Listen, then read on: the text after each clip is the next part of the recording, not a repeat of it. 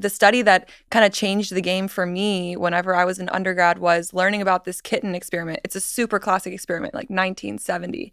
And they took these newborn kittens and they raised them in complete darkness, except for a few hours a day, where they put one group, and they were alone, each of them individually alone, in a cylinder with only vertical black and white stripe lines.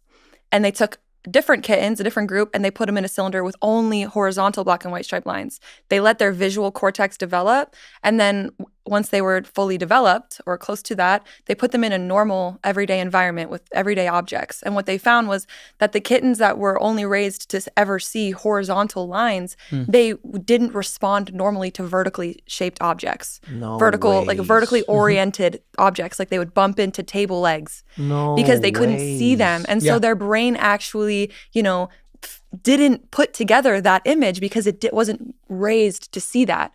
And so and vice versa with the kittens that were raised to only see vertical lines. They wouldn't jump up on tabletops and perch because they didn't really, their brains didn't, respond normally to horizontal objects.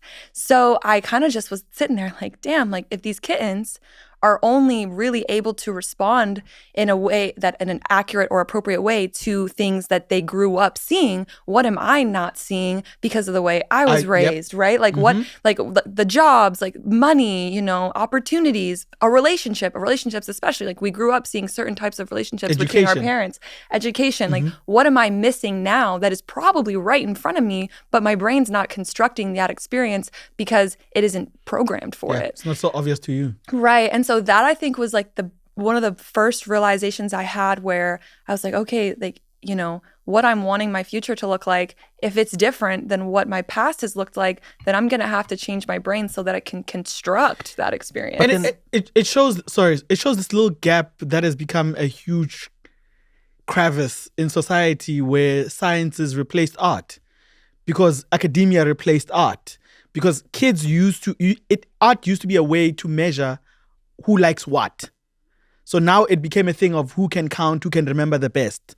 And then you get channeled that way. But if you let how to draw and then building blocks, how do you see the world according to your eyes versus we're going to sit you guys in one room and show you the world. And we're going to show you to calculate. And whoever remembers to calculate the best, the quickest, yes, is the one that progresses in life. I never thought of art like that. That's beautiful, actually. I genuinely never thought of art like that. It is the perfect petri dish to see how everyone else sees the world. The coloring book and the building blocks. Because remember how every kid used to... But the image is the same. Do you remember this? You'd go...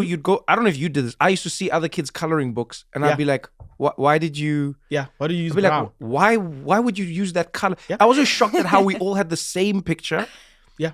And everyone chose completely... And they were like, this is how I see the world. And I was like, None of us even see color the same way. Yeah, that one's still... Or remember the building blocks? You'd be like... What is that? They'll be like, it's a house. You'd be like, that doesn't look like... Right. Well, that's why I always say, we also didn't even come to this planet to live in the same reality or experience the life the same. We didn't come Getting hot now! We didn't come here for that. I actually had a dream about that recently because I was sitting here thinking, I literally, a few weeks ago, I had a dream about this, or maybe a couple months ago, where I was kind of how do I not care what other people think? How do you not care what other people say you should or shouldn't do? And then I literally had this dream about the neuroscience of reality and how no two people's brains are constructing the same experience, right? Because your brain is what's constructing your experience, not your eyes. We've already discussed that. Yeah. So it's okay, no two people are experiencing the same reality. Therefore, how can you take anybody else's input and apply it to your own life verbatim, word for word? It doesn't make sense. It's like trying to play Mario Kart with the rules of Call of Duty. You shouldn't do that. You're playing Call of Duty. That would be a dope game. I'm just going to throw that out there. I'll also take shares in this one. But it would also make I'll do you R&D worse. on this one. I'm just going to throw in before Eugene jumps in. Eugene, you're the spokesperson for this game as well. But right, you'd be really bad at that game. So Yeah, why are yeah. you trying to play your game of life while taking somebody else's rules when they're playing an entirely different game? They don't live in the same